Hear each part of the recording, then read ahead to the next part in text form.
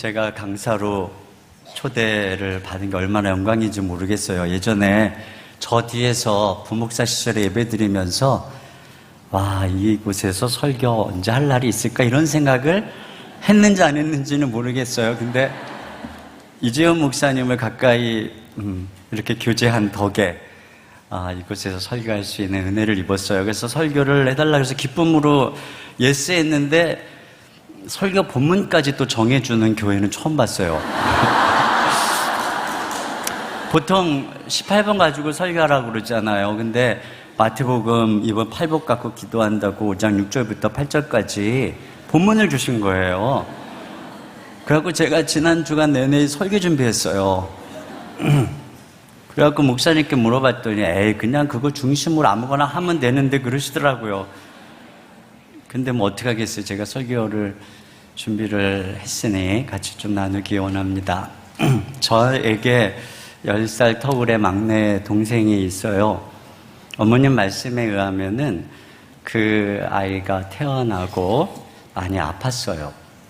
그래서 이 병원 저 병원 다녔지만 아이는 차도가 없었고 뭐 태어난 지 얼마 안 됐을 때 젖을 안 먹고 죽어가고 있었어요. 근데 동네에 한 분이 어디에 연세 많으신 용한 한의사분이 계시니 찾아가 보라고 해서 아이를 안고 찾아갔는데 그분이 약을 몇 첩을 지어주셨어요. 그걸 정성스럽게 다려서 몇 수절을 먹였는데 얼마 후부터 그 약을 먹고 나더니 아이가 엄마의 젖을 빨기 시작하더라는 거예요.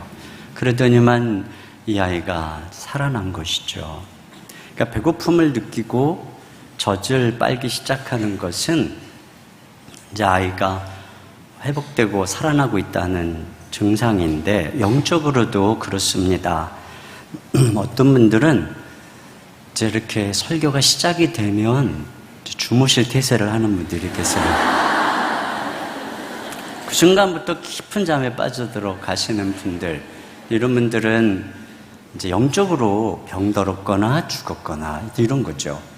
근데 처음에는 이렇게 눈을 뜨고 있다가도 말씀이 깊어지면 이제 깊은 잠에 빠지는 분들이 계세요. 이런 분들도 영적으로 이제 좀 병들었거나 죽었거나.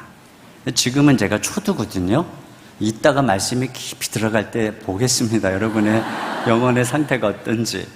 제가 얼마 전에 어느 교회 집회를 갔는데 되게 피곤한 몸으로 갔어요. 근데 성도님들이 아멘, 아멘을 뭐 너무 깜짝 놀랄 정도로 하는 거예요. 아멘을. 저희 교회는 뭐 아멘 같은 거 제가 잘 어떻게 시키는지도 모르고 또 제가 잘 안 하는데 근데 막 힘이 나더라고요. 근데 왜 이렇게 아멘을 잘하나 보니까 나중에 목사님이 올라가셔서 그러더라고요. 여러분, 말씀은 귀로만 듣는 게 아닙니다. 입으로 먹는 것입니다. 목사님이, 강사님이 말씀하실 때에 아멘, 아멘 하고 입으로 받아 먹으셔야 됩니다. 와, 그러시는 거예요.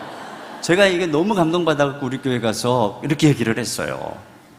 그래서 설교할 때마다, 그러니까 그 성도님들이 설교를 할 때마다 아멘! 막 제가 깜짝 놀라갖고 설교를 못할 정도로 아멘을 막 열심히 하는 거예요. 그래서 제가 그거 보면서 이분들이 식욕이 왕성하구나. 영적인 식욕이 왕성한 것이죠. 이렇게 배고픔을 느끼는 것은 살아있다는 증거이고 또 건강하다는 증거인 줄로 믿습니다. 근데 여기 팔복에 나오는 이 사람들, 이 복이 있는 모습은 모두 영적으로 살아난 사람들의 느끼는 감각, 본능을 얘기해주고 있는 거예요. 심령이 가난하다고 느끼는 거, 내가 영적으로 파산했다고 느끼는 거, 이거 예수 믿고 거듭나야 알아요. 다 자기가 잘난 줄 알죠. 애통하는 거, 내가 죄의 심판 아래 있어서 내가 애통할 수밖에 없다는 거, 이거 살아난 사람이 느끼는 감각이에요.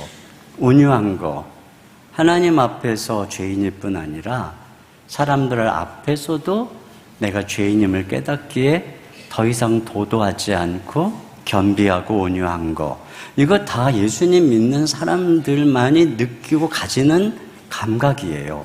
근데 오늘 제가 이제 여러분과 함께 나눌 이 말씀에는 줄이고 목마른 거죠. 줄이고 목마른 것. 이것이야말로 이제 우리가 영적으로 살아날 때 느끼는 감각이에요.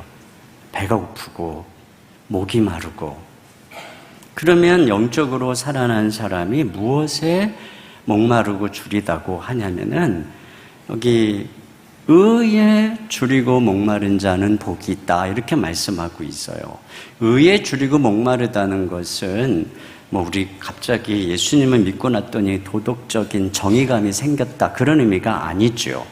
내가 줄이고 목마르다는 건 내가 이제 이렇게 눈 뜨고 보니까 나에게 결핍된 게 있구나. 뭐가 결핍된 거예요? 의가 결핍됐다고 느끼는 거죠. 몸에 수분이 결핍되면 물이 먹고 싶고 칼로리가 결핍이 되면 배가 고프고 이런 것처럼 지금 이 사람은 내가 의가 결핍되어 있구나. 근데 여기 좀 줄이고 목마르다는 것은 아주 이게 강조예요. 그러니까 보통 이렇게 줄인 상태가 아니고 거의 막 금방 아사해서 죽을 것 같은 그런 의의 결핍. 마치 그 바울이 예수님 만나기 전에 율법의 의로는 흠이 없다고 스스로 말할 정도로 자기 의롭다고 생각을 했는데 예수님의 영광의 빛 아래서 자기를 보니까 그동안 자랑했던 것들이 얼마나 더럽고 추한 걸레 조각 같은 것이었는지 다 배설물처럼 여길 수밖에 없었거든요. 이게 바로 의의 결핍이에요. 살아나면 느끼는 거예요. 내가 착하게 잘 법 없이도 산다고 사는 줄 알았는데 아니었구나. 그런데 여기 의에 줄이고 목마르다고 말하는 것은 단지 결핍을 느낄 뿐 아니고 그 결핍에 대한 결핍을 채울 의를 발견했다는 뜻이죠. 그래서 그런 자가 복이 있다. 왜? 배부를 것이기 때문이라고 말하죠. 어린아이가 배가 고프면 막 울면서 엄마 젖을 찾잖아요. 이처럼 우리가 여기서 목마르고 또 배가 줄이다는 것은 그 대상을 갈망하는 거예요. 이미 찾은 거예요. 그 대상을 갈망하는 거예요. 그러면 그 의가 뭐냐? 아까 우리 권사님이 여기서 기도 인도하시면서 우리의 줄임을 해결할 분은 생수이신 예수님이라고 했잖아요. 요한복음 6장 35절 말씀에 보면은 이렇게 되어 있어요. 예수께서 이르시되 나는 생명의 떡이니 내게 오는 자는 결코 줄이지 아니할 터이요 나를 믿는 자는 영원히 목마르지 아니하리라. 그러니까 예수님만이 우리의 줄임과 목마름을 해결해 주시는 분이다. 그 예수님께서 십자가에서 자기 살을 찢으셨어요. 그리고 우리가 그 살을 먹고 배부르는 거죠. 이 줄임이 해결되는 거예요. 예수님이 십자가에서 피를 흘리셨어요. 우리가 그 피를 먹고 영원히 목마르지 않는 해갈을 얻게 되는 것이에요. 그래서 요한복음 6장 55절에 보면은 내 살은 참된 양식이요 내 피는 참된 음료로다. 이렇게 말씀을 하심으로써 예수님이 십자가에서 베풀어 주신 의, 이것만이 우리에게 참된 배부름과 만족을 줄 수 있는 그러한 의라는 것이죠. 그럼 믿으시죠? 네. 자, 그런데 여기 보면 이 사람이요, 의에 줄이고 목마른 자는 복이 있다 그랬어요. 그러면 배가 부를 거라는 거예요. 당신이 의에 줄이고 목마르니까 그것을 얻기 위해서 헌신해야 된다, 선행을 해야 된다, 고행을 해야 된다, 이런 말이 없어요. 그냥 배고파하고 그냥 목말라 있는데 네가 배부르게 될 것이라는 말이죠. 이것은 첫째로는요, 이런 암시를 하게 돼요. 인생을 하게 돼요. 이 굶주림이 얼마나 심각한 상태인가. 그러니까 아사 직전에 있는 상태이기 때문에 지금 당장에 먹지 않으면 안 되니까 뭐 하란 말 안 하는 거예요. 그래서 주님께서 이런 아사 상태에 있는 우리에게 이미 먹을 것을 다 준비하신, 이걸 우리에게 연상하게 하는 것이죠. 우리가 얼마만큼 심각하게 줄여 있는지. 그런데 그걸 주님이 다 예비하셨다는 거죠. 그 채워줄 것을 주님이 다 예비하셨다. 제가 이 말씀 묵상하다가 떠오른 것이 그 엘리사 때에 사마리아 성에 이제 그 아람 군대가 쳐들어와가지고 포위를 했잖아요. 그러니까 그 안에 먹을 게 없어서 극심해가지고 아이를 삶아 먹을 정도로 극심한 상태였어요.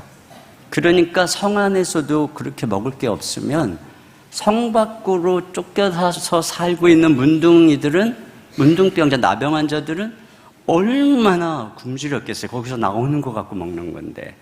그러니까 성 밖에 있었던 4명의 나병 환자가 여기서 죽으려니 차라리 우리 가서 아랑군대 진영에 가서 항복하자. 그러면 살려줄지도 몰라.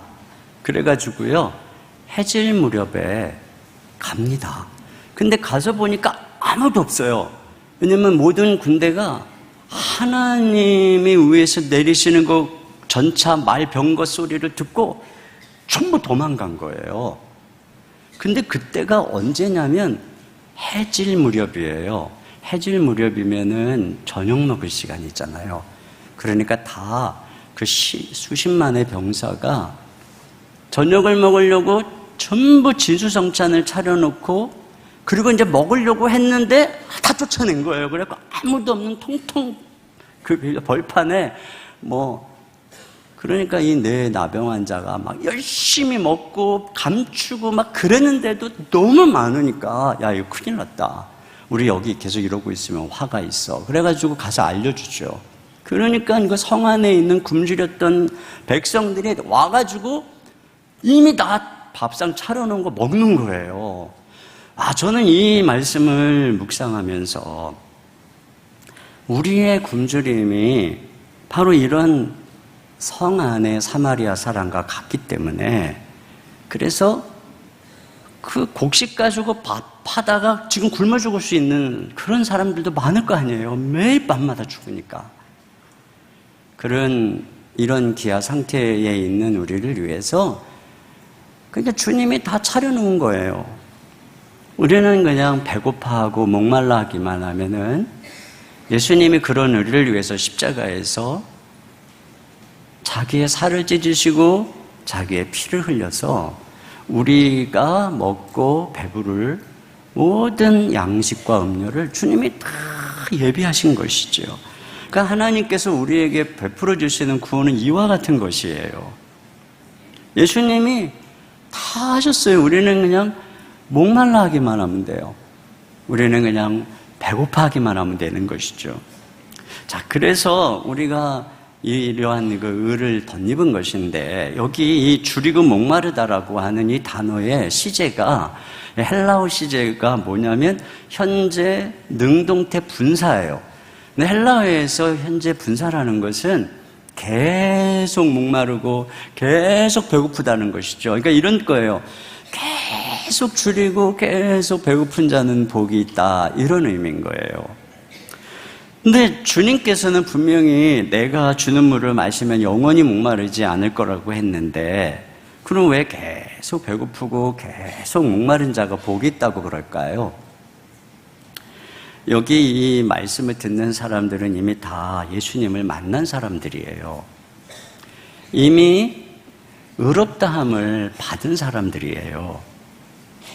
그런데 그리스도인은 의롭다함을 받은 존재지만 여전히 의에 줄이고 목마른 존재다, 이런 의미거든요. 이건 우리가 칭의를 반복해야 된다, 이런 의미가 아니고, 한 번 의롭다함을 받으면 우리는 영원히 의로운 거예요. 그런데 이 칭의는 우리를 의롭다 하시는 예수님과의 은혜의 관계의 시작인 것이죠. 그래서 의롭다 한 신분을 받았지만 그것으로 됐어, 만족이야, 그것이 아니고, 이제 그 의를 계속 먹고 마시고 누려야 된다, 이런 의미인 거예요. 그러니까 우리가 영원히 목마르지 않는다는 말씀은 주님께서 계속 채워주시기 때문에 그렇다는 거예요. 한번 딱 먹으면 그 다음부터는 이제 예수님 생각 안 해도 난 구원받았으니까 영원히 목마르지 않아, 그런 의미가 아니고, 우리 주님께서 우리가 목마르지 않는다는 것은 계속 예수님이 내가 목말라 할 때마다 채워주실 것이기 때문에, 내가 배고플 때마다 먹여주실 것이기 때문에 그런 것입니다. 아이가 집에 있으면 금방 엄마가 밥을 줬는데도 또 돌아서서 엄마 배고파. 엄마 목말라. 그러면 그때마다 엄마가 먹을 거 주고 또 마실 거 주고 그러잖아요. 그래서 아이는 항상 배고픈데 항상 배불러요. 우리도 똑같은 거예요. 우리도 이렇게 항상 우리 주님으로부터 의롭다함을 받았어요. 구원을 받았어요. 그런데 우리는 항상 목말라요. 항상 예수님이 목말라요. 그래서 우리는 항상 또 그 예수님으로 인해서 배가 부른 것이지요. 바로 그 말씀을 하고 있는 거예요. 그러니까 관계가 성립되었으면 교제를 열망해야 된다. 이걸 말하는 것이죠. 가지가 나무에 붙어 있어야, 그러니까 계속 공급을 받아야 열매를 맺는 거예요. 그러니까 예수님을 믿고 이미 의롭다함을 받았어도 계속 목마르고 계속 배가 고파서 계속 예수님을 먹고 계속 예수님과 교제하고, 그래야 내가 배가 부르고 열매를 맺는 그런 삶을 살아갈 수 있다는 것을 우리에게 암시해 주고 있는 것이죠. 근데 여러분, 이건 우리가 천국 가서도 마찬가지예요. 천국을 묘상을 보면은 주님 어린 양과 하느님의 보좌로부터 생명수의 강이 흐르잖아요. 그 좌우에는 사지사철 생명나무 실과가 맺는다고 그러잖아요. 아니, 그게 왜 흘러야 되고 그게 왜 맺혀야 돼요? 먹으라는 거예요. 거기서도 먹어야 돼요. 거기서도 마셔야 되는 거예요. 우리가 천국에 가면 이제 더 이상 예수님에게 붙어서 예수님으로부터 공급받지 않아도 목마르지 않은 상태가 되는 것이다. 이거는 아닌 거예요. 거기서도 여전히 그분으로부터 받아야 되고 그분으로부터 먹어야 되는 거예요. 다만 천국에서는 그 예수님을 얼굴을 맞대고 볼 수 있기 때문에 우리가 더 친밀히 그분으로부터 완전한 생명을 얻을 수 있는 것이고, 우리의 몸이 이 완전히 부활의 몸이기 때문에 주님과 나와의 장벽이 아무것도 없게 되는 이런 상태인 거죠. 그러나 천국에서도 우리는 피조물이에요. 우리가 부활의 몸으로 천국 갔다 그래서 신이 되는 것 아니고 하나님 되는 거 아니에요. 우리는 천국에서도 영원히 피조물이고 거기서도 영원히 하나님으로부터 예수님으로부터 공급받고 그분의 통찰에 살아야만 생존할 수 있는 그러한 존재인 줄로 믿습니다. 그렇다면 하물며 여기서겠냐는 거예요. 그런데 많은 사람들의 문제가 처음에 예수님 믿고 배부르면 다 된 줄 알고 이제는 예수님으로 배고파하지 않는 사람이 너무 많다는 거죠.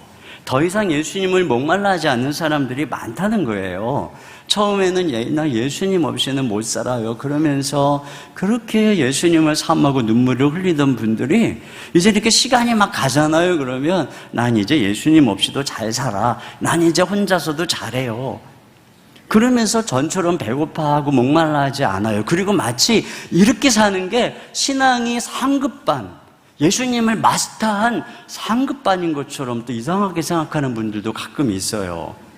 바울이 로마서에서 복음에는 하나님의 의가 나타나서 믿음에서 믿음에 이르게 한다고 그랬잖아요. 이게 무슨 말이냐면 복음이라고 하는 거는 우리로 하여금 믿음에서 믿음으로, 처음에도 믿음이고 끝까지 믿음. 그러니까 복음은 뭘 우리에게 전해주는 거냐면 예수님을 처음에만 믿는 게 아니고 죽을 때까지 믿도록 하는 것, 그래서 끝까지 예수님만 믿고 예수님께만 붙어 있게 하는 것, 이게 바로 복음이라는 거예요. 그래서 복음은 처음부터 끝까지 예수님만 믿어라, 이것을 우리에게 가르쳐주는 거죠. 근데 이게 어려운 거예요. 보면은 처음에는 예수님 잘 믿어요. 그리고 예수님 사랑한다고 눈물로 고백하는 분들 가만히 보면 예수 믿은 지 한 3년 된 분인 경우가 많고 또 10년 된 분들도 덜어 있어요. 근데 20년 되고 30년 되고 40년 되고 50년 되고 이제 60년 되고 막 이런 수록 그런 분들을 찾기가 드물어요. 없다는 건 아니에요. 여기 많이 계신 것 같아요. 근데 그런 분들을 찾기가 굉장히 드물어요.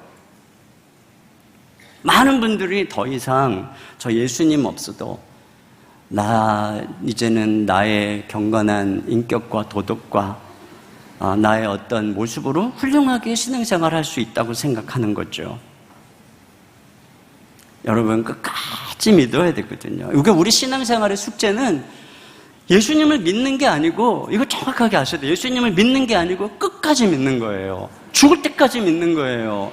그렇기 때문에 여기 이제 막 예수님이 이제 3년 되고 10년 돼갖고 뜨겁게 눈물 흘리는 분들은 겸손하셔야 돼요. 누구의 앞에서 겸손해야 돼요? 여기 지금 예수 믿은 지 40년, 50년 된 권사님들 앞에서 겸손해야 돼요. 지금까지도 이렇게 은혜를 사모하면서 40년, 50년 됐는데도 주님을 잘 믿는 거 이거 쉬운 거 아니에요. 한번 살아보세요. 나중에 예수님 믿고. 네? 유대인들의 문제가 이거였어요. 잘못된 지식. 이거는 행위를 의지하다가 믿음에서 떨어져서 망했다는 거예요. 그래서 로마서 10장 2절에 보면은 그들이 하나님께 열심히 있으나 올바른 지식을 따른 것이 아니라는 거였어요. 올바른 지식이 아니어서 무슨 지식? 예수님을 믿는 지식으로 갔어야 됐는데 자기 행위를 의지했다는 거예요. 그러면서 바울이 로마서 10장에서 뭐라 그러냐면은 너희도 유대인처럼 끝까지 안 믿으면 망한다는 거예요. 그게 20절부터 이렇게 되어 있어요. 옳도다. 그들은 믿지 아니함으로 꺾이고 너는 믿음으로 섰느니라. 높은 마음을 품지 말고 도리어 두려워하라. 하나님이 원가지들도 아끼지 아니하셨은즉 너도 아끼지 아니하리라. 원가지도 언제 안 아낀 거예요? 믿음에서 떨어질 때 아끼지 않은 거예요. 그러면 너도 언제 아끼지 않겠다는 건가요? 너도 믿음에서 떨어지면 너도 나 잘 믿는 척 하다가 이제 네 교양을 믿고 너의 어떤 뭐 신분과 너의 어떤 상황을 믿고 그러면 내가 너도 아끼지 않을 거야. 이 말씀이 그대로 이루어지고 있는 게 지금 유럽의 교회잖아요. 유럽의 교회가 얼마나 인권과 휴머니즘을 강조합니까? 근데 그게 처음에는 예수님으로 말미암는 거였어요. 그러나 시간이 가면서 예수님은 싹둑 떨어져 나가고 휴머니즘만 남았어요.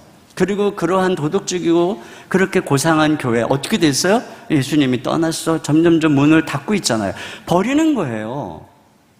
그런 면에서 이거 아셔야 돼요. 우리를 예수님에게서 떼어놓는 건 죄가 아니에요. 죄는 우리로 하여금 우리 자신이 비참한 걸 알고 예수님을 더 의지하게 만들어요. 근데 우리를 예수님에게서 떼어놓는 거는 우리가 칭찬받을 만한 행동을 하고 봉사하고 또는 그런 고상한 선행을 하는 거예요. 거스터너라고 하는 분이 이런 얘기를 했어요. 하나님께 나아가는 길은 넓디 넓다. 죄인이 하나님께 나아가는 길은 아무것도 방해하지 못한다. 다만 이제 죄인의 선한 행위들만이 하나님과 죄인 사이를 가로막을 수 있다. 자신이 하나님을 만족시킬 만한 선한 행위를 했다는 자기 기만, 이 그릇된 환상에 사로잡혀 하나님의 참된 은혜를 차갑게 거절한다. 바로 이 부분이 오래 예수님을 믿는 사람들이 넘어질 수 있는 큰 장애물인 것입니다. 저는 20살에 예수님을 인격적으로 뜨겁게 만났어요. 예수님을 얼마나 사랑했는지 정말 예수님을 위해 죽고 싶었어요. 그때 제가 지금은 좀 상황이 달라졌지만 하여튼 예수님을 위해 순교하는 게 제 삶의 최고의 목표였어요. 그리고 주님을 너무 사랑했기 때문에 저 대개 1학년밖에 안 됐을 때였는데요. 모든 자매가 돌같이 보였어요. 정말 그랬어요. 그래서 너무 주님만 사랑하고 그리고 제가 그때 나는 영원히 결혼하지 않고 예수님만 나의 신랑 삼아 살겠어요. 물론 그것도 못 지켰어요. 네? 그렇게 주님을 사랑했고 매일 새벽에 도서관에서 묵상하다가 부어주시는 은혜가 너무 커서 뒷산에 올라가서 거기서 기도하다가 아침 햇살 속에서 주님의 사랑을 노래하고 흠뻑 젖어서 그리고 수업 들어가고 그랬었거든요. 그러니까 너무 은혜가 크니까 제가 이제 제 인생을 하나님께 드려야 되겠다 하고 신학교를 가기로 결심을 했어요. 그런데 저희 부모님이 교회를 안 다니셨어요. 저희 아버지는 가난한 집안에서 그저 그냥 아들 하나 소망을 삼고 계셨던 분이었어요. 근데 갑자기 신학교가 안 되니까 또 교회도 안 다니시니까 얼마나 청천벽력 같은 이야기였겠어요. 결사반대하셨죠. 그래서 제가 핍박 속에서 신학교를 가서 학비를 제가 마련해야 됐고 또 아들로서 가난한 집에 장남으로서 역할도 감당해야 되니까 알바도 하고 과외도 하고 또 교회 전도사도 하고 또 장학금을 타야 되겠다는 생각 속에 새벽 3시까지 공부하고 그러다가 몸이 이제 워낙에 약했어요. 그래가지고 폐결핵에 걸렸어요. 근데 이 폐결핵이 걸려갖고 약을 먹다가 보니까 워낙에 약하니까 합병증이 왔어요. 온갖 합병증이 다 왔는데 가장 치명적 합병증은 이제 불면증과 정신쇠약이 왔어요. 그래가지고 3년 넘게 이 고통에 시달렸어요. 그래서 그때 신학교 졸업사진을 보면, 뭐 지금도 그렇지만 아주 그때는 그냥 뼈만 항상하게 남아 있었어요. 뼈만 항상하게. 자꾸 웃지 마세요. 그때는 제가 이 바닥이 없는 구덩이로 빠져들어가고 있다고 생각을 했어요.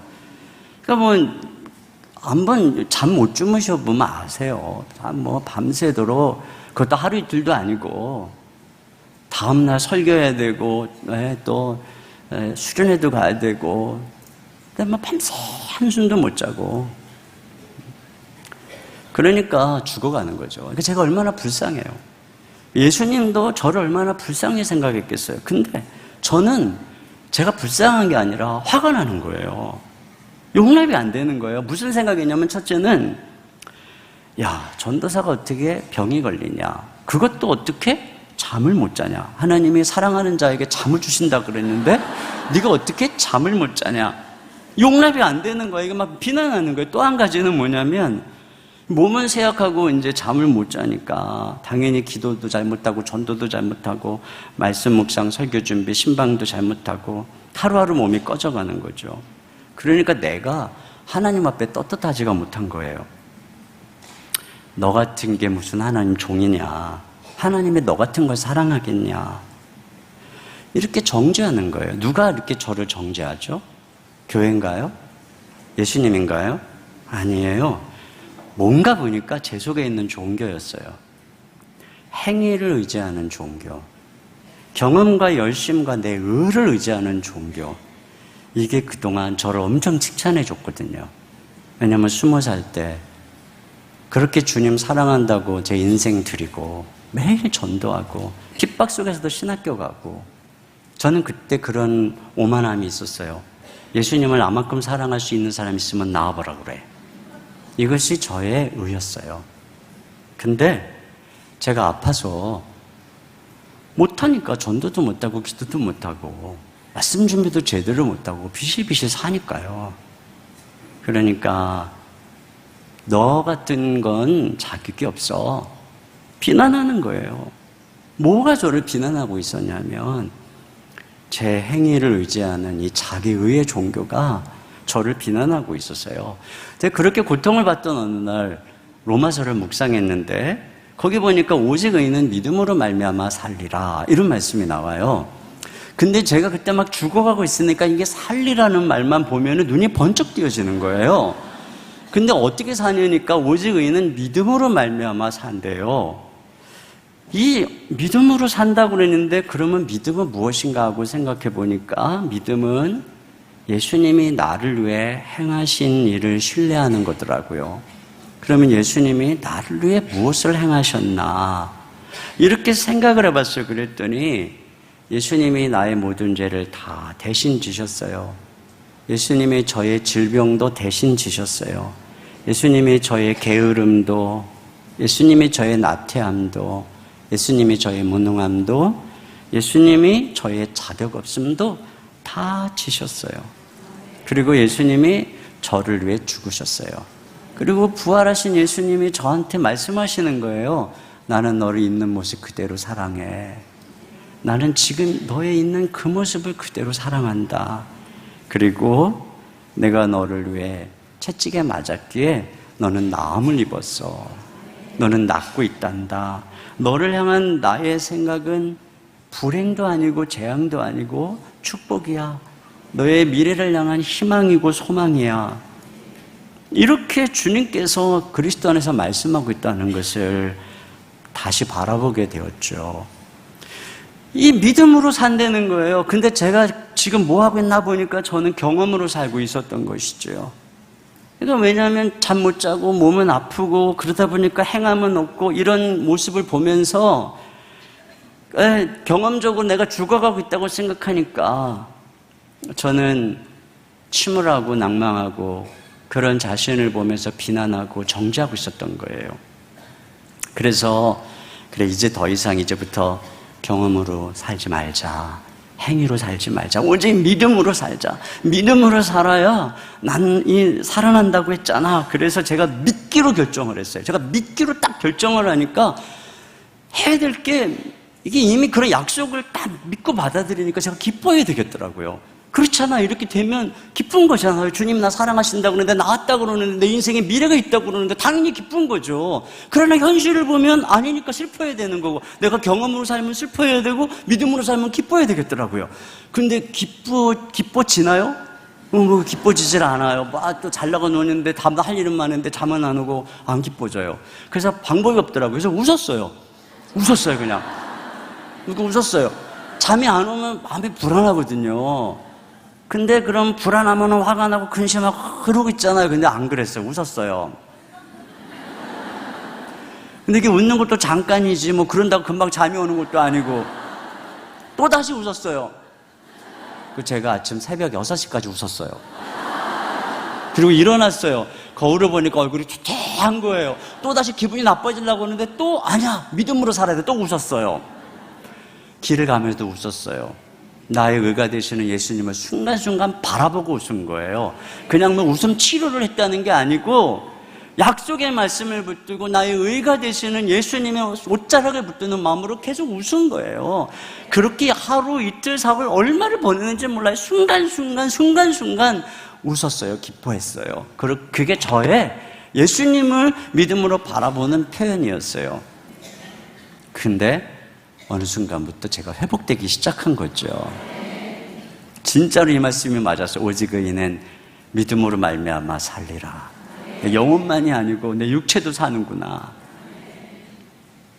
제가 그때 깨달은 거예요. 뭐냐면 믿음으로 우리가 구원을 받지만 얼마나 행위로 빠져나가기가 쉬운지, 끝까지 예수님을 바라본다는 게 쉬운 일이 아니라는 것, 그리고 예수님을 믿는다는 것은 이와 같이 끝까지 죽을 때까지 나를 의지하지 아니하고 언젠간 여러분 자신 의지하지 마세요. 언젠가는 제가 그때 깨달은 거예요. 20대 후반에 그런 죽음의 나락으로 빠져들어가면서 그때 깨달은 거예요. 이게 언젠간 내가 겪을 일이다. 아니 나만이 아니라 모든 사람이 겪을 일이다. 모든 사람은 이렇게 언젠가 육체가 꺼져가고 병상에 누워서 아무것도 할 수 없을 날이 올 거다. 그러면 그때 자기의 행위와 열심과 의를 의지하던 사람은 나처럼 무너지겠구나. 다 무너지는 거예요. 그래서 오직 예수님만.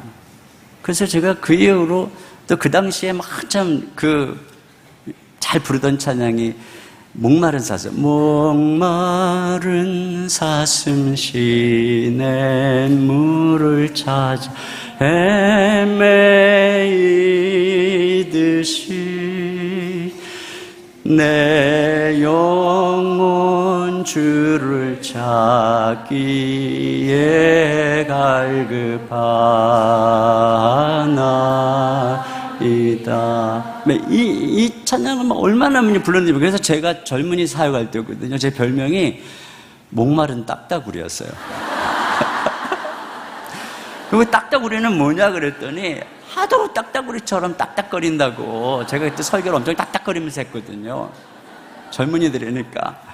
근데 맨날 목마른 사슴 부른다고 저를 그렇게 별명을 지어줬어요. 근데 생각해보세요. 이게 지금 오늘 뭐라냐면 이런 상태를 계속 유지하는 게 복되다는 거예요. 한때 내가 언제 힘들 때 그때 그랬지가 아니고 지금도 여전히, 오늘도 여전히 목마른 사슴 시냇물을 찾기에 갈급함처럼 내 영혼이 주를 찾기에 갈급합니다. 그러면 배부를 줄로 믿습니다. 그러면 배가 안 고프게 될 줄 믿습니다. 자, 그런데 이 갈망은 여기서 한 걸음 더 나가요. 혹자는 이렇게 질문할 수 있어요. 아니 그렇게 값없이 목말라 하기만 하면 풍성히 덮어주시는 의롭지도 않은데 막 의롭다고 해주시는 그런 은혜만 강조하면 그리스도인들이 실제적인 삶의 의가, 윤리적인 의가 뒤떨어지는 사람이 되지 않겠느냐, 이렇게 반문할 수 있어요. 좋은 질문입니다. 근데 우리가 한 가지 알아야 되는 게 있어요. 이 세상에는 값없이 베푸는 은혜만이 할 수 있는 단 한 가지가 있어요. 죄인된 우리를 의롭다 하시고 배부르게 하시는 은혜만이 할 수 있는 한 가지가 있는데 그건 바로 사랑을 불러일으키는 일이에요. 우리 마음속에 사랑을 불러일으키는 유일한 방법은 은혜밖에 없어요. 그래서 자녀들에게 부모님이 늘 거저 은혜를 베푸니까 아이들이 부모님을 사랑하는 거예요. 근데 왜 이 사랑이 중요해요? 사랑이 제일 강하니까.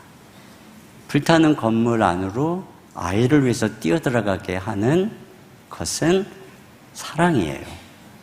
율법의 모든 완성은 사랑, 이것으로 이루어지는 것이죠. 그래서 사랑하면 예수님처럼 되고 싶은 거예요. 사랑하면 예수님 말씀대로 살고 싶은 거예요. 애들도 선생님 좋아하면 그 과목 공부 열심히 하잖아요. 싫어하면 안 해요. 마찬가지예요. 이렇게 자연스럽게 나의 의가 되시는 은혜의 예수님과 깊은 교제를 하면서 그분으로 말미암아 날마다 이렇게 배가 부르면, 그러면 당연히 우리 마음속에는 우리가 사랑하는 예수님처럼 되고 싶고 예수님처럼 거룩해지고 싶고 예수님 말씀에 순종하면서 살아가고 싶은 갈망이 생기는 거죠. 그래서 우리가 의에 대한 갈망이 커지는 거예요. 그래서 여기 의에 줄이고 목마르다고 하실 때 이 의는 더 나아가서는 실제적으로 내 삶이 예수님처럼 변해가는 거룩한 삶, 성화의 이 의까지 갈망하고 있는 것을 내포하고 있는 것이에요. 그런데 이런 거룩의 갈망을 가지게 될 때 장애물이 있어요. 그게 뭐냐면 이 몸이에요. 몸, 이 육체. 우리가 예수님을 믿을 때 우리의 영이 구원받았어요. 거듭났어요.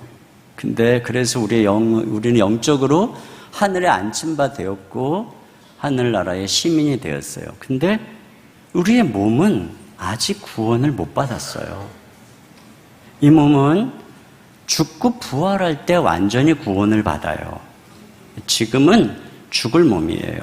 그래서 로마서에서 우리의 영은 의로 말미암아 산 것이고 우리의 몸은 죄로 말미암아 죽은 것이니라 이렇게 얘기하죠. 이게 우리 상태예요. 영적으로는 구원을 받았는데 몸은 아직 구원을 못 받았어요. 부활, 그게 몸의 구원이에요. 그런데 한 가지는 바뀌었어요. 그게 뭐냐면 이 몸의 주인이 바뀐 거죠. 거듭나기 전에는 내 인생의 주인은 나야 하던 이 옛사람이 주인이었어요. 그래서 죄의 종노릇을 한 거죠. 그러나 예수님 믿은 우리에게는 예수님이 내 인생의 주인입니다 하는 새 사람이 몸의 주인이 된 거예요. 그래서 예수 믿는 사람과 믿지 않는 사람은 차이가 그거밖에 없어요. 예수 안 믿는 사람이나 나나 똑같이 헛몸이에요. 새 몸 아니에요. 똑같은 몸이에요. 근데 주인만 바뀌었어요. 그래서 우리한테는 어떤 갈망이 있는 거냐면 예수님이 내 주인이니까 그 예수님께 이 몸을 의의 병기로 드려야 되겠다. 예수님께 이 몸을 거룩한 산제사로 드려야 되겠다. 이런 갈망이 우리 속에 있는 거예요. 그런데 문제는 이 몸이 헛몸이잖아요. 헛몸이라는 건 옛날 주인이 바뀌기 전에 죄의 종노릇하던 옛사람의 흔적이 그대로 남아있는 거예요. 습성이 죄를 좋아하고 불순종하고 욕심대로 살고 미워하고 분노하고 이게 그대로 남아있는 이 몸, 이게 문제예요. 이 죄에 복종하던 옛사람은 죽었는데 뭐가 남은 거냐면 그 옛사람의 습성이 남았어요. 이걸 성경에서는 육신이라고 하는 거예요. 육신. 그래서 성경이 육신하면 육체 몸이 아니고 옛사람의 본성, sinful nature, 이 죄된 본성을 의미하는 거예요. 이게 문제인 거예요. 이 육신이 만만치가 않은 거예요. 마음은 온유로되 육신이 약하도다 그러잖아요. 이게 만만치가 않은 거예요. 이 육신 안에 있는 죄의 세력이 여전히 우리한테 너무 강력해서 심지어 바울조차 뭐라 그래요? 오라 나는 공고한 사람이로다. 이 사망의 몸에서 누가 나를 건져내랴. 사망의 몸이라는 거예요. 죽어가는 몸 안에 있는 이 육신, 그 육신 안에 있는 죄의 세력이 우리로 하여금 나는 이제 거듭났으니까 주님 뜻대로 살고 싶은데 원하는 바 선은 행하지 못하고 원치 않는 바 악을 행하도록 끌고 가는 거잖아요. 그러면 이렇게 만만치 않은 육신, 죄의 세력을 어떻게 이기고 우리가 이 몸으로 하나님께 의의 병기를 드릴까? 여기까지 갈망이 가는 거예요.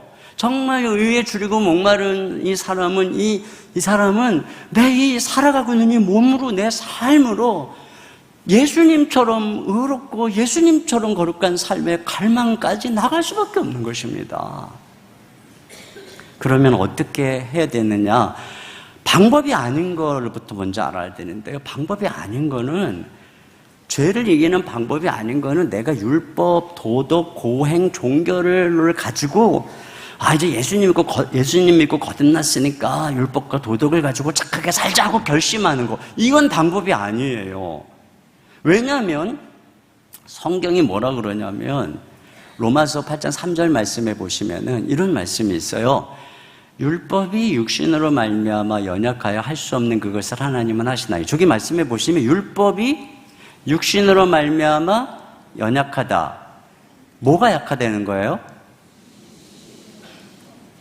육신이 약하다는 말은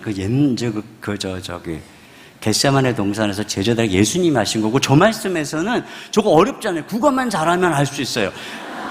율법이 주어져 육신으로 말미암아 스스로 약하여서 할 수 없는 그것을 하나님은 하시나니. 뭐가 약해요? 율법이 약한 거예요. 뭐 때문에 약해요? 육신으로 말미암아. 율법은 거룩한 거예요. 근데 얘 육신이 얼마나 천방지축인지 거룩한 율법님이 너 똑바로 살아, 그거밖에 못해, 이렇게 하지 저렇게 하지 하는데 안 되는 거예요. 네. 엄마가 천방지축 아들로 말미암아 연약하여 할 수 없는 그것을 아빠는 하시나니 믿으라. 이건 아니에요. 예를 들면 제가 진짜 약한 게 우리 유아부 애들이에요. 유아부 전도사님이 설교해달라면 겁나요.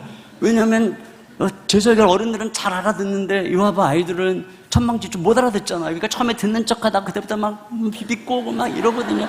그러면은 담임 목사는 유아부 아이로 말미암아 할 수 없는 그것을 유치부 전도사님은 하시나니, 이거죠. 그러니까 율법이 못한다는 거예요. 율법이 육신으로 말미암아 연약해서, 이게 이 육신이, 우리 육신 안에 있는 죄의 세력이 너무나 연약해서 절대로 율법이나 도덕이나 무슨 도덕책 갖고 이렇게 살아야 된다, 스님들이 굉장히 고상한 얘기하고 철학적으로 얘기해봐야 그때뿐이라는 거예요. 제가 언젠가 보니까 어느 스님이 이렇게 상담해주는 스님이 있잖아요. 그랬더니 남편이 쭉쭉쭉쭉 이런 상담을 하더라고요. 그러니까 저기 산을 보세요. 저 산에는 사람들이 올라갔다가 왔다 갔다 떠나갔다 하지만 산은 그렇게 불안하지 않아요. 왜요? 산은 집착하지 않기 때문이죠. 이렇게 말씀을 했어요. 그러니까 그렇군요 하고 집에 갔는데 거기 어떤 사람이 댓글을 썼더라고요. 우리 남편 산이 아니에요. 저도 산이 아니에요. 아니 무슨 산에서 돛 닦는 스님이야. 그럴 수 있는데 맨날 보는 남편이 어떻게 나에 대해서 왔다 갔다 하는데 그게 어떻게 산처럼 무심하게 딱 집착을 끊고 난 괜찮아, 이게 어떻게 가능하냐고요. 그거 다 미사여구예요. 여러분 들을 때 그럴듯한 거하고 집에 가서 생각해보면 아닌 거, 이거 구별할 수 있어야 됩니다. 네? 요즘에 텔레비전 보면서 말 잘하는 분들이 얼마나 많은지 몰라요. 근데 그때는 설득해. 근데 집에 가서 보면 아무래도 아니야. 전부 속는 거죠. 율법이 도덕이 못해요. 성경은 오히려 율법이 우리를 죄짓게 한대요. 이 육신은 뭐냐면 하지 마 그러면 더 하고 싶은 거예요. 어거스틴이 참회록에서 이런 고백을 해요. 자기가 배설이를 하던 경험을 이렇게 생각하면서 자기 집에는 더 좋은 대나무가 있었다는 거예요. 그런데 이상하게도 친구들하고 동네 과수원에 배를 훔쳐먹으면 짜릿했다는 거예요. 그래서 왜 짜릿한가 하고 생각해 보니까 자기 내면에 반항 기질이 있더라는 거예요. 그럼 이 반항 기질의 근본이 뭔가 하고 들여다보니까 내가 내 인생의 주인이다라는 의식이 있더라는 거예요. 그러니까 내가 주인이고 내가 왕인데 누가 하라 하지 말라고 그래. 그래서 하지 말라고 그러면 반항심이 생긴다는 거예요. 율법이 하지 마! 그러면 처음에 뭐 공권력이 있으니까 안 하는 척 하지만 뒤로 다 반항심이 자꾸 한다는 거예요. 인간이 이런 존재라는 겁니다. 전 아내가 데이트할 때 항상 네 세상에 이런 아내가 어디 있나. 그래서 결혼했어요. 근데 지금은 제가 네 이러고 살아요. 그러지 않으면 큰일 나거든요. 네. 여러분 착한 남편요. 아이고 그런 게 어디 있어요. 네? 운전하고 가다가 저기다 주차하려고 그랬는데 아내가 저기다 대세요. 그럼 딴 데 가는 거예요. 반항심. 내가 내 인생의 주인인데 네가 뭐라고 시켜. 이게 모든 사람의 마음속에 있는 죄성인 거예요. 애들도 마찬가지예요.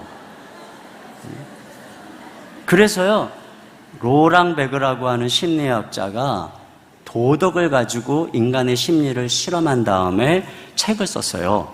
그 제목이 뭐냐면 이거예요. 도덕적인 인간은 왜 나쁜 사회를 만드는가. 이 책에서 뭐라냐면요, 사람이요 적선을 하고 고해성사를 한 다음에 그 전보다 더 이기적이게 된다는 거예요. 더 인색하대요. 이게 무슨 얘기냐면 소위 그러니까 이 사람 얘기는 그거죠. 겉으로 봤을 때 교양 있고 다른 사람에게 피해 안 끼치고 도덕적으로 산다고 생각하는 사람일수록 그것을 자기 의로 생각하고 다른 긍휼과 자비를 베풀 생각을 안 한다는 것입니다. 그래서 도덕적 사람들이 나쁜 사회를 이기적 사회로 만든다는 거예요.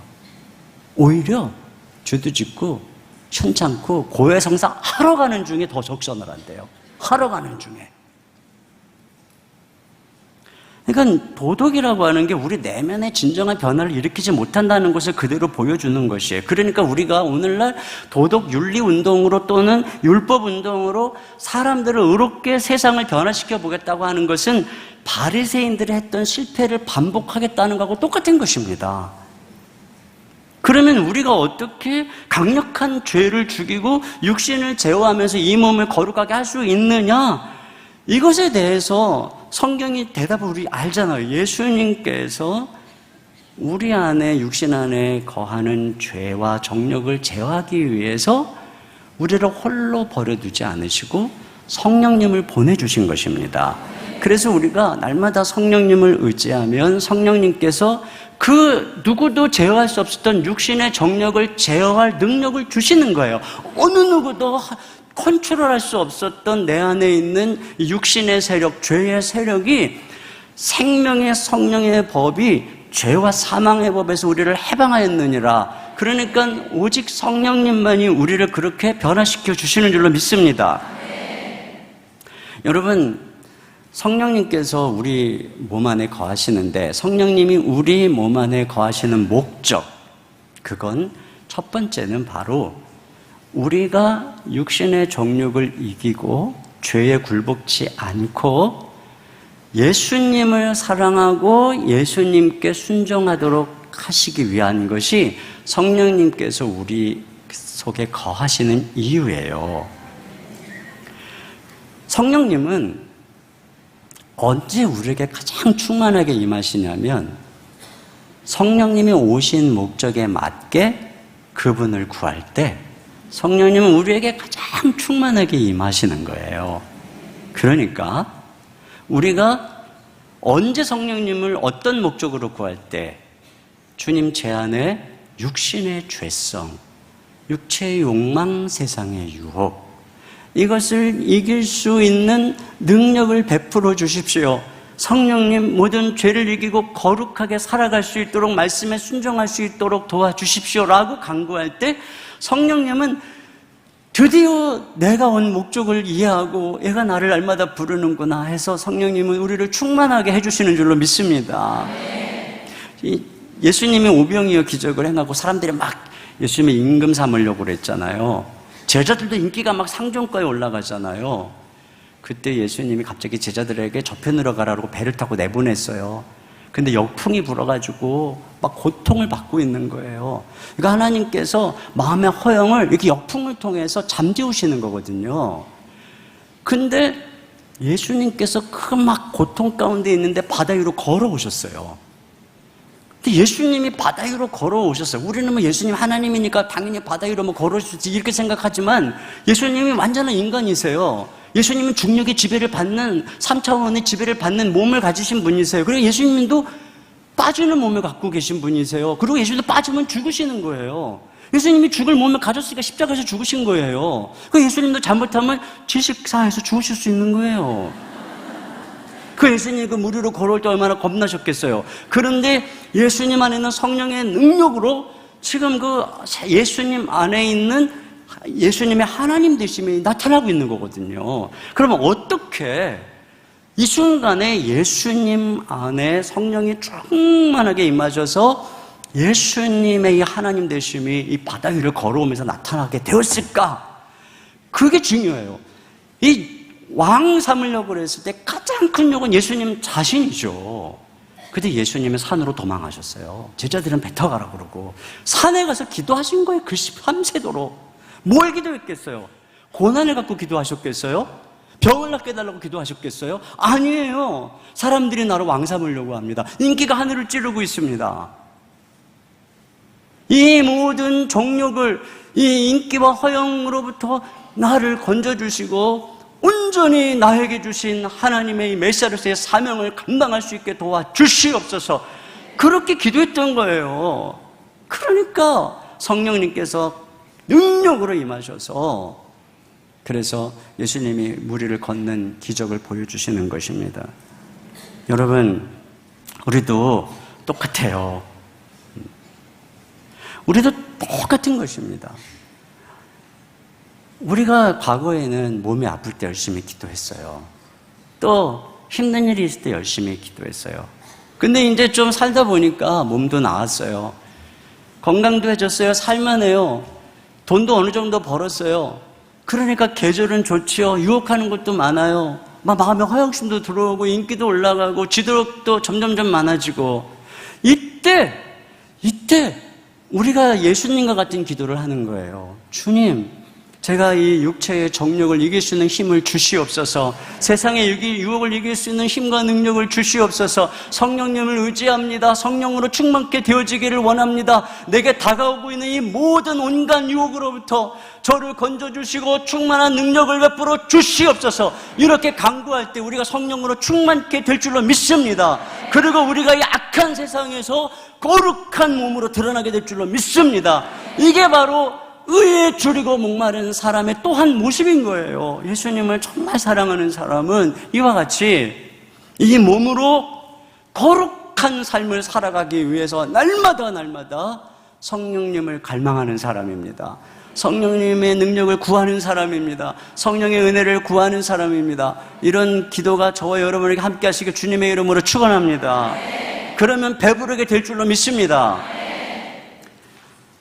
자, 그런데 이건 여기서 또 멈추지가 않아요. 여기서 또 멈추는 게 아니고 이렇게 우리가 주님을 날마다 사모하고 그 예수님처럼 내 몸이 거룩하게 되어져가기 위해서 성령님을 사모하며 살아가는 인생에게는 또 다른 갈망이 생깁니다. 그것은 바로 하나님의 나라에 대한 갈망이에요. 왜냐면요, 우리가 예수님을 사랑하고 또 예수님처럼 거룩해질수록 깨닫는 게 뭐냐? 세상이 악하다는 걸 깨달아요. 전에는 세상 속에서 그냥 물고기가 물속에서 살듯이 자연스럽게 살아왔는데 내가 거룩해지면 거룩해질수록 예수님하고 동행하면 동행할수록 세상이 너무 역겹고 세상이 더럽다는 걸 느끼게 되는 거예요. 뿌연 황사와 미세먼지가 가득한 것처럼 영적으로 너무나 뿌옇고 답답하고 더러운 세상을 느껴서 숨도 쉴 수 없을 정도로 가슴이 답답해지는 것을 느끼는 거예요. 사람들이 그런 죄를 아무렇지도 않게 받아들이고 아무렇지도 않게 먹고 마시는 세상에서는 소돔성에서 의인 롯의 심령에 상했던 것처럼 우리도 상할 수밖에 없는 것이지요. 그렇기 때문에 우리는 당연히 의로운 통치자이신 예수님이 다스리는 그의 나라를 갈망하는 데까지 나가게 되는 것입니다. 이 의에 줄이고 목마른 자, 이거 바로 거기까지 우리를 이끌어주는 거예요. 그런데 우리가 그의 나라를 갈망한다는 것은 죽어서 빨리 천국 갔으면 좋겠다, 빨리 이 세상에 망하고 예수님이 재림했으면 좋겠다, 단지 그게 아닌 거예요. 주님의 나라는 이미 예수님 이 땅에 오셨을 때부터 시작이 된 거예요. 이 땅이 시작이 된 거예요. 예수님이 십자가에서 죽으시고 부활하고 승천하셔서 온 땅의 통치자가 되셨어요. 왕이 되셨어요. 왕에게는 나라가 있잖아요. 나라가 없는 왕이 어디 있어요? 예수님이 왕이 되셨기 때문에 그분의 나라가 시작됐어요. 근데 예수님 당시에 그분의 나라는 12제자와 조그만한 무리였어요. 겨자씨처럼 누룩처럼 아주 작았어요. 그런데 왕이신 예수님이 그들에게 성령을 보내주시자 그들이 성령의 권능으로 담대하게 예수님의 부활을 선포할 때에 많은 사람들이 예수님을 믿고 사탄의 나라에서 예수님의 나라로, 하나님의 나라로 다 돌아오게 되었어요. 그러면서 점점 누룩처럼 겨자씨처럼 점점 커진 것입니다. 그래서 그때부터 이 땅이 시작된 하나님의 나라가, 예수님의 나라가 얼마나 커졌는지 지금은 전 세계에 20억이 넘는 사람들이 다 하나님의 백성이 되어 있습니다. 그리고 그때서부터 이미 사탄은 쫓겨갔어요. 이 세상 임금은 이미 권세를 잃었어요. 그때서부터 사탄의 나라는 계속 탈취당하고 있는 거예요. 그때서부터 세상 나라, 이 세상 임금인 사탄의 나라는 점점 망해가고 있는 것이죠. 종말을 향해. 그래서 이미 그때 종말이 시작된 거예요. 그래서 그때서부터 하나님의 나라는 점점 이 땅에 임하고 있는 것이고 세상 나라는 점점 종말을 향해 달려가고 있는 것이에요.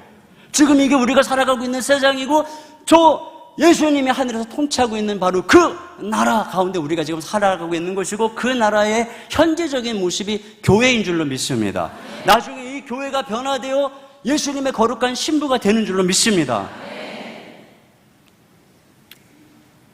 그렇기 때문에 이 하나님의 나라에 대한 사모함으로 예수님, 거룩하신 의로우신 통치자이신 예수님, 우리는 이 땅에서 많은 지도자들을 경험하지만 어느 누구도 이 세상을 하나 되게 만들 수 없고 분열을 막을 수가 없어요.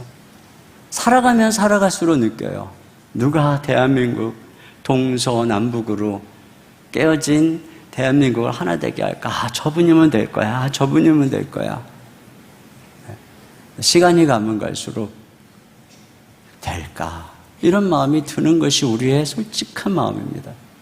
근데 성경은 누누이 이 세상에서 이런 지도자를 찾는 이 세상에서 유일하게 이 세상을 의로 다스릴 왕, 그래서 온 땅이 하나가 되도록 이끌어 주실 왕, 그분은 바로 다윗의 뿌리에서 나온 의로우신 우리 주 예수님밖에 없다, 이렇게 말하는 줄 믿습니다. 바로 이 예수님의 나라, 예수님의 통치가 점점 강력해지기를 바라는 것입니다. 그래서 교회 안에도 자꾸 세속이 들어오는데 주님의 나라가 우리 교회 가운데 임하시고 주님의 통치가 임하시기를, 우리 가정 가운데 주님의 나라가 임하시고 주님의 통치가 임하시기를, 이 세상 가운데 그래서 많은 사람들이 예수님께로 돌아오기를.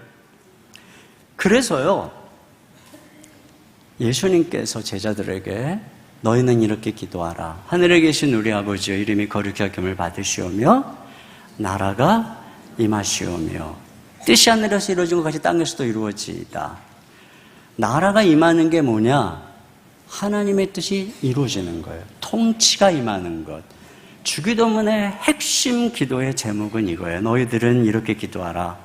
내가 이 땅에 시작한 하나님의 나라가 임하도록, 주의 나라가 임하도록 기도해라. 주의 나라가 임하도록 기도해라.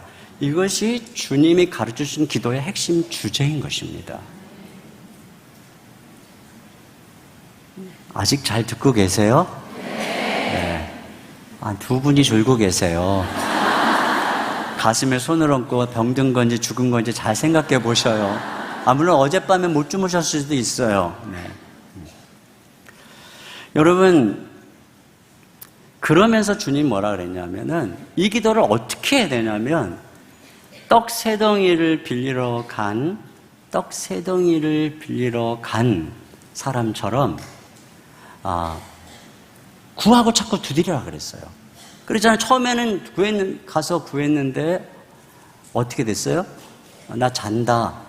안 줬어요. 그랬더니 그랬더니 찾고 두드렸어요. 결국은 강청을 해서 얻었어요. 그러니까 주의 나라를 위해서 이렇게 기도하라는 것이죠. 끈기 있게 기도하라는 것이죠. 떡 세 덩이를 자기를 위해서 구한 게 아니었고 자기 집에 찾아온 손님을 위해서 구한 거였어요. 우리가 주의 나라를 위해서 기도한다는 것은 우리 자신을 위해서 기도하는 게 아니에요. 믿지 않는 사람들, 마귀 앞자리에 있는 사람들이 주님께 돌아와서 그곳에 하나님의 통치가 임하고 사단의 압제가 물러가도록 간구하고 기도하는 것이 바로 주님의 나라를 위해서 기도하는 것이죠. 그런데 이 땅에 그렇게 기도했던 제자들에 의해서 어떻게 놀랍게 하나님의 나라가 임했고 어떻게 로마가 정복됐는지 우리가 알잖아요. 근데 오늘 그런 면에서요, 오늘 이 땅에 펼쳐지는 것은 우리 마음에 있는 거예요. 왜 교회가 침체되고 부흥이 안 일어나냐면 우리 마음속에 하나님의 나라를 향한 갈망이 없는 거예요. 우리 과거에 우리 부모님들은 하나님이 다스리는 대한민국을 꿈꿨어요. 그리고 그것들을 위해서 기도했어요.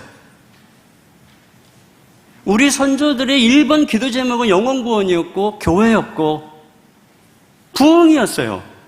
그리고 하나님을 섬기는 목회자들과 선교사님들이었어요. 그 다음에 나라와 민족을 위해서 기도하고 자녀를 위해서 기도했어요. 그들의 기도의 우선순위가 그때로 그들의 삶에 나타나서 자신의 집을 팔아서 예배당을 짓고 헌신했고 자기의 자녀들을 주의 종으로 드리는 것을 최고의 영광으로 여겼어요. 그러한 그들의 갈망대로, 마음의 갈망과 기도대로 이 땅에 하나님이 일하셨어요. 그래서 놀라운 부흥이 임했던 것입니다. 그런데 왜 지금은 그 부흥의 시기가 점점 사라지고 쇠퇴하고 있을까? 마음에서부터 다른 거예요. 예수님께서는 우리 마음에 하나님의 나라를 두고 계속 기도하라고 말씀했는데 너무나도 많은 사람들의 마음속에 과연 그런 마음이 있느냐 없느냐, 그건 뭘 보면 아냐면 내 삶의 현장을 보면 아는 거예요. 내 삶의 현장 그대로 내 마음의 표현인 거예요. 아이가 학교는 잘 들어가고 남편이 막 진급은 잘하는데 교회는 안 다녀. 그러니까 마음이 그대로 표현되는 거예요. 교회에 나와서 그 아이가 하나님의 통치 안에 들어가는 것보다 아이가 좋은 대학 들어가고 진급하는 게 더 중요한 갈망이니까요. 여러분이 그렇다는 게 아니고. 조나단 에드워즈가 노샘턴에서 사역을 할 때 하루 13시간 말씀 준비와 기도에 전념하면서 일주일에 2번 설교를 했습니다. 그러던 어느 날 부흥이 일어났어요. 그가 설교를 하는 중에 사람들이 막 회개하고 뒤집어지고 막 죄를 자백하고 울고 통하는 이런 일들이 일어났습니다. 조나단 에드워즈가 그런 갑작스러운 놀라운 부흥의 역사가 일어나는 것을 보고 그가 논문을 썼어요. 이 부흥에 대한 논문을. 그러니까 그것을 읽고 영국의 스코틀랜드에 있는 목회자들이 부흥에 대해서 같이 서로 이게 가르쳐 달라고 하다가 함께 기도를 하기로 한 거죠. 그래서 기도 합주회를 결성했어요. 그래서 7년 동안 기도를 한 거예요. 그랬는데 그 기도 합주회를 7년 동안 하면서 그가 이 책에서 뭐라 그랬느냐면은 우리가 연합해서 기도함으로써 주기도문대로 하나님 나라를 늘 마음에 두고 지속적으로 기도하면 반드시 역사가 일어난다. 조나단 에드워드가 이 얘기를 한 거예요. 그냥 지속적으로 예수님이 말씀하신 대로 하나님 나라가 임하시기를, 예수님의 통치가 임하시기를 갈망하는 마음으로 계속 기도한다면, 그런데 혼자서 하면은 잘 안 되니까 연합을 해서 오로지 그 기도 제목, 주의 나라가 임하시옵소서, 이 기도를 했다는 거죠. 그랬더니 그 조나단 에드워즈에 의해서 영국의 부흥이 일어나고, 웨일즈의 부흥이 일어나고, 이 영국의 부흥이 일어나고, 미국의 대각성 부흥운동, 1차 대각성 부흥운동이 일어나고, 그게 바탕이 돼서 미국 1차, 2차, 3차 대각성 부흥운동이 일어났던 것이에요. 우리나라에 1907년 장대현 교회에서 전국 각지에서 사람들이 모여 집회를 하는데 갑자기 성령이 임했어요. 그 사람들이 자기의 죄를 회개하고 부르짖기 시작했어요. 자기 죄를 공개적으로 자백하겠다고 막 줄을 서기 시작했어요. 집회가 끝난 이후에도 가지 않고 사람들이 다 남아서 회개하고 기도하기 시작했어요. 그렇게 은혜를 받은 사람들이 전국 각지로 다 집으로 돌아가면서 전국 각지에 이 한반도에 부흥의 불길이 막 옮겨 붙기 시작한 것입니다. 이게 이제 1907년 대부흥이라고 그러잖아요. 근데 이게 어떻게 일어난 것이냐면은, 이 대부흥운동이 일어나기 1년 전에 이 원산의 하디 선교사가 부흥을 경험했어요. 그 집회 중에 자기가 조선 백성들에 대해서 이렇게 우습게 여겼다고 하는 것을 앞에 나와서 자백하면서 다 같이 회개가 터지기 시작하고 거기서 부흥이 임한 거예요. 그 부흥이 임했다는 소식을 듣고 평양에 있는 선교사님들이 그를 불러다가 강연을 듣고 이야기를 들으면서 이 평양에 있는 선교사들도 소원을 하게 된 거예요. 마침 또 미국에 있는 선교사님을 통해서 웨일즈의 부흥의 소식을 들었어요. 그 소식을 듣고서 이 선교사님들이 결심을 한 거예요. 우리도 웨일즈에 일어났던 놀라운 부흥이 일어났으면 좋겠다. 그래가지고 매일 정오에 이 1907년 1월 달에 있을 그 부흥회를 위해서 정오 기도를 릴레이로 계속한 것입니다. 주님의 나라가 이 조선 땅에 임하시기를 선교사님들이. 근데 그뿐이 아니에요. 그 1년 전부터 이 길선전 목사님이 평양중앙교회에서 박지록 장로님하고 새벽 기도를 시작한 거예요. 저는 목회하면서 새벽 기도가 진짜 힘들어갖고, 어떤 인간이 새벽 기도를 만들어가지고 목사를 이렇게 힘들게 하나 그랬는데, 세상에 보니까 길선전 목사님이 시작을 했더라고요. 그분이 그 일제 앞자리에 있었던 그 백성들이 있을 때 그때였죠. 저렇게 기도를, 새벽 기도 시작했을 때 사람들이 막 400명, 500명이 모여서 기도하기 시작했어요. 이런 기도들이 모아져서 그런 하나님의 놀라운 나라가 임한 것이죠. 그러니까 핵심은 이거예요. 끝까지 마음속에 하나님의 나라를 마음에 두고 기도하는 것, 이게 중요하다는 거죠. 그래서 저희 교회에서는 지금 한 달째 캠페인을 하고 있는데, 153 캠페인이에요. 뭐냐면 하루에 5분씩 3번 주기도문을 가지고 주의 나라가 임하소서, 주의 나라가 내 마음에 임하시고, 자녀 가운데 임하시고, 가정 가운데 임하시고, 교회 가운데, 이민족 가운데 임하기를 하루 3번 기도하는 153 기도 운동 캠페인을 하고 있어요. 그래서 지금 다락방별로 전부 이제 카톡 해가지고 시간을 정해놓고 그 시간이 되면 막 올려요. 기도했습니다. 아멘 하고 막 올려요. 그럼 다른 사람도 올리고, 안 올리면 자기만 안 한 거니까 막 잠깐이라도 해고 올리고 이래가지고 한 달 동안 하는 거예요. 한 달 동안 하다 보니까 이게 약간 강제적이지만 한 달 동안 하다 보니까 너무 기가 막힌 일이 일어나는 거예요. 일단은 하루 3번 무조건 주님을 바라보는 거예요. 하루 3번. 그리고 하루 3번 주님의 나라를 사모하는 거예요. 그러니까 저도 같이 따라가면서 하잖아요. 저도 아내하고 또 우리 가족하고 또 교육자들하고 해가지고 이게 같이 하고 있거든요. 그러니까 아마 아침에도 새벽에도 기도하는데 또 하루 3번 따로 이것만 위해서 기도하다 보니까 아침부터 잘 때까지 예수님을 생각하게 되는 거예요. 아침부터 잘 때까지 하나님의 나라가 임하시기를 갈망하게 되는 거예요. 그러다 보니까 내 마음에 하나님의 나라가 임하고 내 마음에 성령이 임하고 떠나가지를 않는 거예요. 그리고 교회 분위기가 달라지는 거예요. 계속 지금 간증이 들어오는데 너무나도 놀라운 일들이 일어나는 거예요. 그래서 제가 이번 주에 캠페인을 마치면서 이제 지난주 설교 본문이 히스기야였거든요. 히스기야가 마지막 15년 이상하게 살아가지고 이제 망했잖아요. 그래서 제가 이런 얘기를 했어요. 앞으로 우리나라의 운명은 15년 남았습니다. 우리 대한민국 교회 살릴 수 있는 골든타임 15년입니다. 혹자는 10년도 안 남았다고 말합니다. 그러나 오늘 우리 본문이 15년이니까 15년이라고 생각하고 이 골든 타임에 우리가 뭐를 해야 되겠습니까? 지금까지 한 달 동안 123 기도를 해오신 분들, 이제 이 기도를 대한민국 교회를 살리기 위해서 15년만 합시다. 그래서 153 기도는 15년 동안 매일 3번씩 기도하는 것입니다. 이렇게 만들어가지고 결심했어요. 그래서 제가 15년 하고 그 다음은 알아서 하라 그랬어요. 여러분, 매일 3번, 초대교회는 매일 3번 기도했어요. 그렇기 때문에 그것이 축이 돼서 항상 무시로 기도했고, 그렇게 주의 나라를 위해 기도하고 성령을 간구했던 그들에 의해서 누룩과 같이 복음이 증거되고 세계를 정복했던 것입니다. 이것이 주님의 약속이에요. 대개 나라와 권세와 영광이 아버지께 영원히 있사옵나이다. 승리의 약속이 있습니다. 교회의 침체와 쇠락은 하나님이 약속한 게 아닙니다. 우리의 잘못으로 인한 연약한 비관적 패배의식이죠. 승리가 약속되어 있습니다. 그렇기 때문에 기도하면 될 줄로 믿습니다. 그 기도를 하자는 거예요.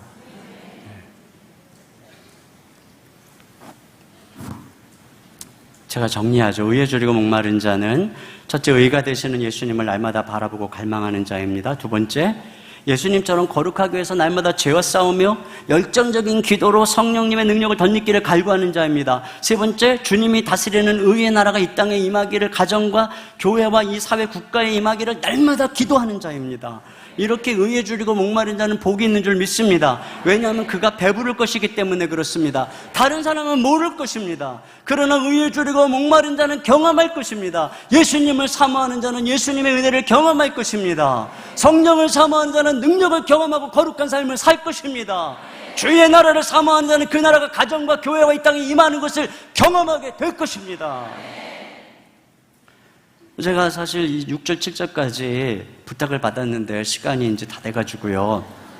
제가 이 5절을 중심으로 하다 보니까 할 말이 너무 많아서 부탁받은 6절, 7절을 준비를 하기는 했어요. 그러나 시간이 많이 갔으니까 간단하게만 제가 정리를 하면 이 팔복의 중심이 오늘 제가 말씀하신 의에 줄이고 목마른 자는 복이 있나니 저희가 배부를 것이며 이 말씀이에요. 앞에 부분, 앞에 있는 부분 말이에요. 이 심령이 가난하고 애통하고 또 이 자기 자신 사람 앞에 온유한 이 사람은 결국 자기가 의를 간구할 수밖에 없는 필연적인 모습이죠. 그래서 의에 줄이고 목마른 자는 결국 이 의로 배부르게 되는 거예요. 그러면 그 다음부터 나오는 모습들, 이제 5번째서부터 나오는 긍휼히 여기는 자는 복이 있나니, 이것은 의로 배부른 사람의 모습이에요. 의로 배부른 나라의 공동체의 모습이 어떠한 건지를 가르쳐 주는 거예요. 그래서 7절에 보니까 긍휼히 여기는 자는 복이 있나니 그들이 긍휼히 여김을 받을 것이며. 근데 이게요, 자, 내가 이렇게 예수님으로 말미암아 의로 충만하고 성령의 능력으로 거룩한 삶을 살고 내 가정과 공동체 가운데 예수님의 의의 통치가 이루어지는 이것을 경험하고 사는 사람이 자기를 의롭다고 생각하고 남을 정죄하고 비난하는 게 아니라, 의로운 사람은 어떻게 하냐면 긍휼히 여긴다는 것입니다. 이것이 성경이 말하는 의의 특징이에요. 성경이 말하는 의롭다는 것은 남의 잘못을 비난하고 지적하는 예리함을 가졌다는 뜻이 아니에요. 성경이 요셉은 의로운 사람이라 그러죠. 그래서 마리아가 임신한 것을 알고 조용히 끊으려고 했단 말이죠. 의로우니까 자기 생각엔 분명히 마리아가 간음했어요. 얼마나 배신감 느꼈겠어요. 근데 의로우니까 그를 불쌍히 여겨서 조용히 끊고 그가 돌로 쳐 죽임 당하지 않게 해주려고 했다는 거예요. 이게 성경이 말하는 의예요. 긍휼인 것이죠. 내가 배부르고 주님의 의로 충만하니까 죄인들이 불쌍하고 약한 자들이 불쌍하고 병든 자가 불쌍하고 앞져 있는 자들이 불쌍하고 사장님도 불쌍하고 나를 괴롭히는 남편도 불쌍하고 시어머니도 불쌍하고 다 불쌍한 것입니다. 그래서 교회 공동체는 서로를 불쌍히 여기는 것이 교회인 줄로 믿습니다. 이렇게 불쌍히 여기면 어떠냐면 불쌍히 여김을 받는다는 거예요. 우리가 죄 용서를 받았지만 용서하지 않으면 우리 죄를 용서하지 않겠다고 그랬죠. 하나님의 죄 용서의 은총을 가로막는 게 미움이에요. 하나님이 우리를 긍휼히 여기시는데 그 하나님의 긍휼을 가로막는 게 뭐냐? 다른 사람을 긍휼히 여기지 않고 정죄하고 비난하는 거예요. 그러면 주님이 우리를 긍휼히 여기지 않고 우리를 가르치지 않을 거예요. 또 한 가지, 제가 8절까지만이니까 마음이 청결한 자는 복이 있나니 그들이 하나님을 볼 것이니요. 의로 배부르면 두 번째 특징이 마음이 청결해지는 거예요. 이 세상의 의는 겉만 깨끗해요. 자기는 안 바뀌면서 남을 바꾸려고 그래요. 바리새인들의 의는 대접의 겉은 깨끗한데 속은 더러워서 열린 무덤과 같아요. 자기 마음이 청결하지 않으면서 남을 비판하는 일을 자기도 하면서 의롭다는 거예요.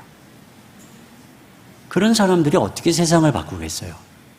근데 하나님의 의는 하나님의 의로 배부르면 겉모습만 바뀌는 게 아니라는 거예요.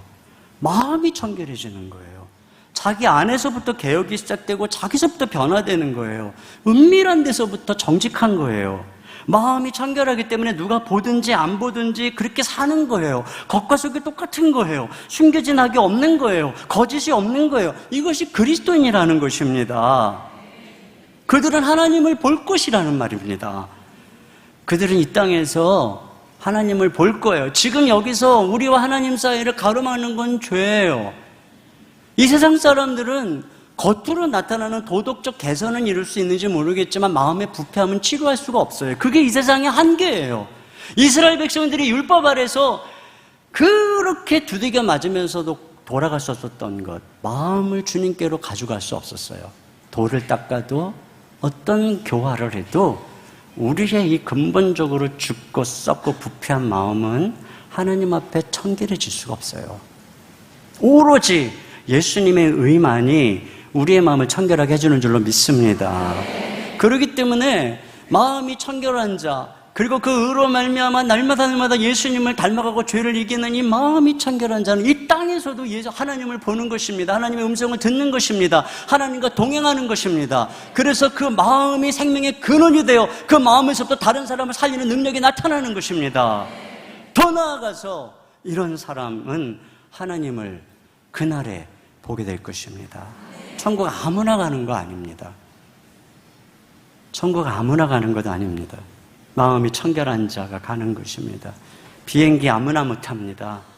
맥가이버 칼만 갖고 있어도 못합니다. 총 안 됩니다. 아무리 이쁘고 귀여운 총도 버리지 않으면 못합니다. 마찬가지입니다. 우리가 하나님 나라 가려면 청결해야 합니다. 마음에서부터 청결하고 거룩해야 합니다. 그들은 결국 그 나라의 주인공이 될 줄로 믿습니다. 핵심은 의에 줄이고 목마른 것입니다. 의로 배불러야 됩니다. 제가 언젠가 목회하다가 너무 힘들어가지고 기도원에 갔어요. 종일 그냥 묵상하면서 앉아있으면서 주님만 바라보았죠. 주님 앞에서 울고 주님 찬양하고 주님만 갈망하고 정작 어려운 문제는 기도도 안 나오더라고요. 그렇게 하루 종일 있다가 내려왔는데 상황이 아무것도 안 바뀌었는데 마음 힘이 나는 거예요. 아무런 문제가 없는 거예요. 그때 제가 깨달았어요. 아, 내 문제가 그게 없어서가 아니었구나. 내가 정말로 결핍된 것은 예수님이었구나. 우리 대부분은 진짜 문제를 몰라요. 더 좋은 집이 없어서, 아이가 더 좋은 대학 못 들어가서, 경제적으로 궁핍해서 그걸로 배불러야 된다고 생각하는 거예요. 근데 그거 배불러도요, 다시 힘들어져요. 그거 아닌 거 아시잖아요. 우리 진짜 문제는 예수님으로 굶주린 것인 줄 믿습니다. 의에 줄이고 목마른 자가 복이 있는 줄로 믿습니다. 그들은 배부를 것입니다. 제가 시간 많이 가서 제가 기도하고 마무리하고 우리 권사님, 목사님 나오셔서 기도해 주시겠습니다. 죄송합니다. 아까 말씀하신 분이 목사님이셨는데 제가 죄송합니다. 목사님, 기도하겠습니다. 하나님 아버지, 감사합니다. 의에 줄이고 목마른 자는 복이 있습니다. 저가 배부를 것입니다. 주님, 우리가 우리의 의이신 예수님을 사모합니다. 예수님을 평생 사모하기를 원합니다. 목마른 사슴처럼 예수님을 찾습니다. 우리 예수님에게 목마르고 예수님에게 줄인 자, 예수님으로 배부르게 될 줄로 믿습니다. 이 시간 우리의 진정한 만족이시고 생명이신 우리 주 예수님, 이곳에 오시옵소서. 우리의 만족이 되어 주시옵소서. 우리가 바라는 세상의 온갖 우상들은 우리의 진정한 만족이 되지 못함을 고백합니다. 오직 우리 주 예수님만이 우리의 참된 만족이고 생명인 것을 고백하오니 주여 충만케 우리를 배부르게 하여 주시옵소서. 우리 주님과 더 친밀하고 우리 주님과 동행하는 것을 방해하는 것이 우리의 몸입니다. 이 육신의 세력이고 정욕입니다. 이것을 이기도록 우리 주님 우리에게 성령을 보내주셨습니다. 성령을 날마다 의뢰하면 성령님 우리에게 능력을 주셔서 죄와 정욕을 이길 수 있는 줄로 믿습니다. 성령에 임하여 주시옵소서. 능력을 베풀어 주시옵소서. 기름 부어 주시옵소서. 죄를 이기고 정욕을 이기게 하여 주시옵소서. 말씀에 순종한 능력을 허락하여 주시옵소서. 주의 나라가 임하기를 원합니다. 우리의 가정에 주의 나라가 임하기를 원합니다. 나 하나 예수 믿어서 안 됩니다. 우리의 가정이 변화되기를 원합니다. 우리의 지역사회가 변화되기를 원합니다. 대한민국이 변화되기를 원합니다. 주의 나라가 임하시옵소서. 거룩한 예수님의 통치가 임하시옵소서. 주님의 말씀의 통치가 임하시옵소서. 어둠이 떠나가게 하여 주시옵소서. 세속주의가 떠나가게 하여 주시옵소서. 우리 모두가 이 마음을 품고 전심으로 기도하면 주의 나라가 임할 줄로 믿습니다. 우리 마리아들이 전심으로 마음에 이 소망을 품고 기도하면 이 땅에 주의 나라가 임하게 될 줄 믿습니다. 다시 교회가 부흥케 될 줄로 믿습니다. 주님, 의에 줄이고 목마른 자는 복이 있나니 저가 배부를 것이며 이 놀라운 축복 우리 모두의 축복이 되도록 역사해 주시옵소서. 예수님 이름으로 기도하옵나이다. 아멘.